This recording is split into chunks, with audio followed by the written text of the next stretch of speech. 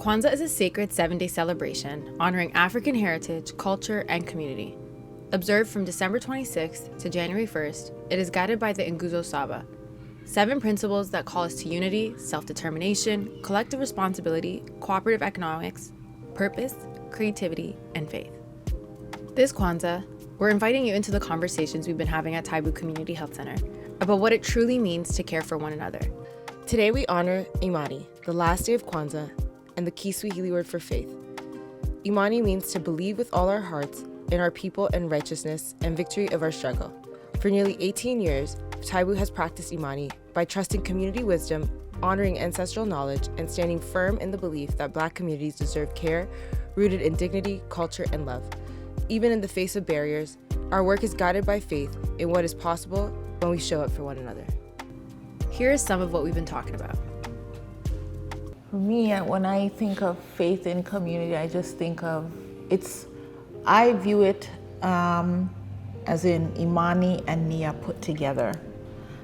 Faith for me is like if I'm walking into a clinical setting or even in the community, knowing that there's something else that's guiding us. I can't talk about Imani and not recognize my ancestors. So that to me is what faith means in everything that we're doing. So as a community, that's why it's just so important to recognize that whole spiritual aspect, because that's who we are as a people. That's what we strived on.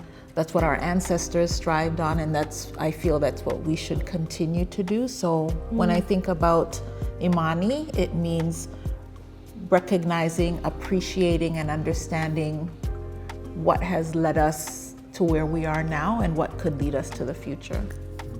I think I'll build off of what Sophia said in terms of that whole aspect of spirituality and faith and what that looks like. I think that that's an aspect of our community that has sort of been important in terms of our own sort of like survival. But I feel that we've sort of like, in a way, we've allowed sort of that,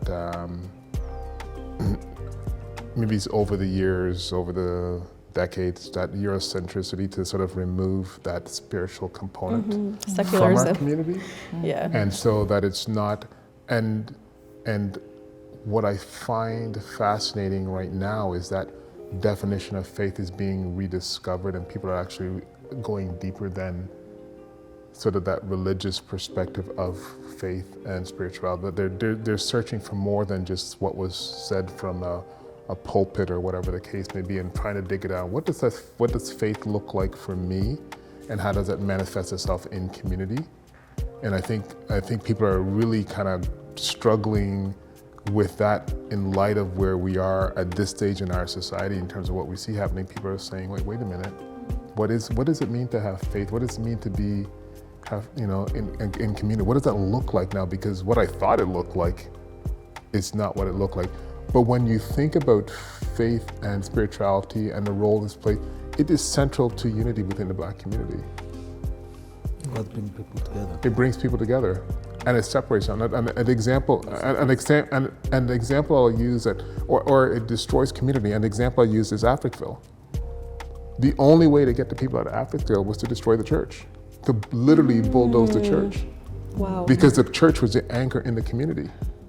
Faith was the anchor in the community, right? And so what we essentially had is we have a undermining of even our own understanding of spirituality and faith and our connectedness to the land, our connectedness to the forest, like when I look at Indigenous peoples in North America, and I think of Indigenous peoples on the continent, and I think of just where we came from on the continent, there's that similarity in terms of how we view ourselves in the space, how we view ourselves, our perspective of the land, and completely, it's the same. And to me, it's when you see those little small victories, right? You just hold on to those and say, it's going to get better, and just to celebrate those victories. Yeah, absolutely. Yeah, keeps me hopeful. when someone's blood sugar goes down, that's a victory to me. Yeah. You know what I mean? Like it's, Absolutely. again, it's a small thing, but it's huge. It's just one more step forward, right? When you hear individuals experiencing homelessness, or they're underhoused and then they're able to secure housing, or immigration, their status has changed, or they're no longer experiencing food insecurity. It's those little things that keep me hopeful, they inspire me, they excite me, and it just makes me, it just grounds again and verifies why we do the work that we do. I mean, a good example, last week I think, we had a client who was informed by the hospital that they would have to amputate his foot, right? We made sure that the client had access to our services, and now there's no need for amputation, and we're going to work with him. And this is not the first time. We had another client a few years ago, the same thing, that was told that her leg was going to be amputated, needed to be amputated. And very challenging client, a client who had a lot of challenges around housing, homelessness, undocumented person here, no free access to services, and we work very hard to make sure that we would address those issues. We don't know what would have happened to these people if we had not had the privilege of intervening and providing the support that we could. So these are the small things, right? I was doing a report recently where a young person has challenges in school and was about to give up around education, but because of the support that was provided through our LEARN program, and was encouraged to do a few things differently and provided the support, now the person says, oh, I think I can kind of see the potential I have to be able to do that. And within a few weeks, actually, her grade was improved so much. I think she was getting around the 38 something percent. She's now getting 68%. Just a small space for them to feel that somebody really cares about them and is supporting them.